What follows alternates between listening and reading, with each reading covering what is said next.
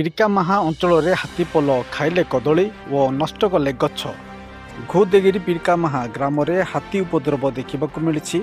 ରାତିରେ ହାତୀପଲ ପିରିକାମାହା ଗ୍ରାମ ଭିତରକୁ ପଶି ଆସିଥିଲେ। ୱାର୍ଡ ନମ୍ବର 1 ପଦାସାହି ଠାରୁ ମାତ୍ର 1 କିଲୋମିଟର ଦୂରରେ ଏହି ହାତୀ ଉପଦ୍ରବ କରୁଥିବା ବେଳେ ଲୋକେ ଭୟଭୀତ। ଲୋକମାନଙ୍କ ବାରିରେ ପଶି ଯାହା ତାହା ଭାଙ୍ଗି ଖାଇଲେ। କାହାର ଧାନ, ପଣସ, କଦଳୀ, ଆମ୍ବ ଇତ୍ୟାଦି ଖାଇଛନ୍ତି। ସେପଟେ ବନ ବିଭାଗ ସମ୍ପୂର୍ଣ୍ଣ ବିଫଳ ହୋଇଥିବା ଦେଖିବାକୁ ମିଳିଛି ଏହାକୁ ଘୋଡ଼ିବା ପାଇଁ ବା ତଡ଼ିବା ପାଇଁ, ଯାହାଫଳରେ ଲୋକମାନେ ନାହିଁ ନଥିବା ଅସୁବିଧାର ସମ୍ମୁଖୀନ ହେଉଛନ୍ତି। ରାତି ସାରା ହାତୀପଲ ଲୋକମାନଙ୍କୁ ଭୟଭୀତ କରିଥିବା ସୂଚନା ରହିଛି। ଲୋକେ ଆତଙ୍କିତ ଅବସ୍ଥାରେ ଜୀବନ ବିତାଉଛନ୍ତି। ଦନ୍ତା ହାତୀ ସମେତ ଅନ୍ୟ ହାତୀ ଗୁଡ଼ିକ ଛୁଆ ହାତୀ ପରିଚାଳନା କରୁଥିବା ଦେଖିବାକୁ ମିଳିଛି।